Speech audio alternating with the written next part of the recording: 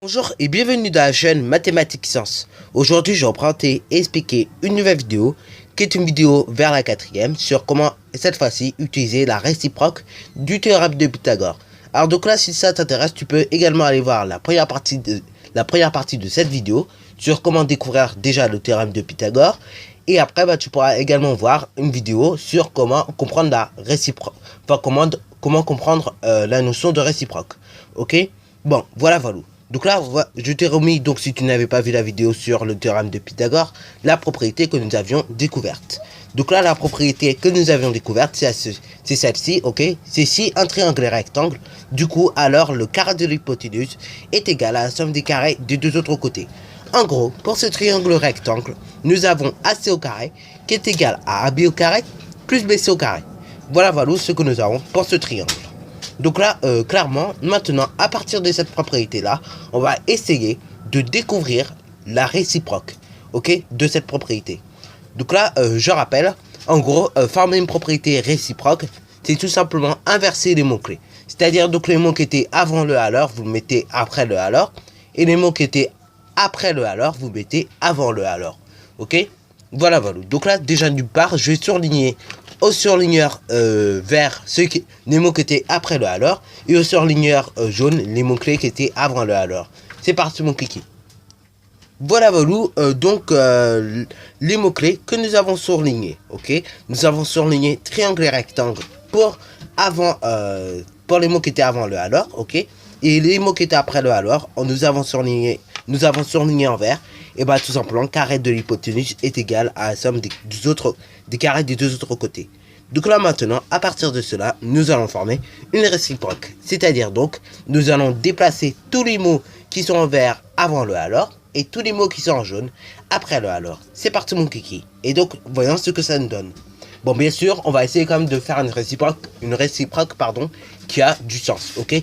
Et qui après, justement, on va voir si elle existe réellement. Voilà donc la réciproque que nous venons de former. Donc là, en gros, on vient de former la réciproque, qui est la suivante, c'est si le carré du plus grand côté d'un triangle est égal à la somme des carrés des deux autres côtés, alors ce triangle est rectangle. Donc là, comme tu peux le voir, toute la partie qui était en verte, je l'ai remontée tout simplement en haut, donc avant le alors. Et après, toute la partie qui était en jaune, je l'ai mise après le alors, ok? Donc là, on va prendre un surligneur jaune pour surligner ce qui était avant le alors, ok? Pour bien faire comprendre que c'est devenu après le alors. Enfin, que c'est venu après le alors, ok? Bon, là, vous allez vous en douter, mais forcément, il y a des mots que j'ai rajoutés, il y en a d'autres que j'ai supprimés. Ok, bon, c'est normal, il faut que la propriété ait un sens, sinon, ça ne sert quasi à rien. Donc là, et en plus, c'est un mot que j'ai rajouté, mais qu'on n'était pas obligé de rajouter, c'était de préciser si c'était dans un triangle, ok? Bon, alors là, bien sûr, c'était pas obligé de le préciser, mais c'est toujours mieux quand même.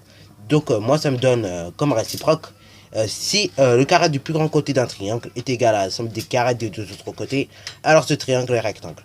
Mais vous aurez pu également dire, si le carré du plus grand côté est égal à la somme des carrés des deux autres côtés, alors ce triangle est rectangle. Bon, alors là, moi, je préfère mettre d'un triangle, afin donc, comme vous pouvez le voir, d'être plus précis. Si vous aurez mis également le plus grand côté est égal à la somme des carrés des deux autres côtés, alors ce triangle est rectangle, là, ça aurait été un peu moins précis. D'où le fait que j'ai rajouté d'un triangle, ok? Pour être en fait plus précis. Donc là, voyons si cette réciproque existe vraiment. Donc là, je me suis servi d'un autre support, d'un autre livre, hein. Donc c'est Mirad Math 4e cycle 4, qui explique un peu mieux quand même le théorème de Pythagore, ok? Donc là, justement, nous allons voir si cette propriété existe vraiment. C'est parti mon kiki. Donc là, en gros, la réciproque du théorème de Pythagore nous dit quoi? Elle nous dit que si le carré de la longueur du plus grand côté d'un triangle est égal à la somme des carrés des longueurs des deux autres côtés, alors ce triangle est rectangle. Alors donc là, comme vous pouvez constater, forcément, il y a des petites différences, ok, dans la manière de leur formulation. Mais concrètement, on a, comment ça s'appelle? On est, si vous voulez, dans la même optique. Parce que on dit bien que si le carré du plus grand côté est égal à la somme des carrés des deux autres côtés, alors le triangle est rectangle. En gros, c'est ça ce qu'il faut dire concrètement. Mais après, si vous voulez dire cette propriété également, ça marche également, ok? Et peut-être que vous l'avez deviné, mais également, on peut également prouver qu'un triangle n'est pas rectangle. Dans ce cas-là, ça nous donnerait quoi? Ça nous donnerait que si le carré du plus grand côté d'un triangle n'est pas égal à la somme des carrés des longueurs des deux autres côtés, alors ce triangle n'est pas rectangle. Voilà ce que ça donnerait en termes de propriété. Donc ça donnerait des négations à rajouter, ok? Bon, voilà. Donc là, je vous ai présenté en gros toutes les propriétés, enfin du moins, tout théorème de Pythagore en entier, ok?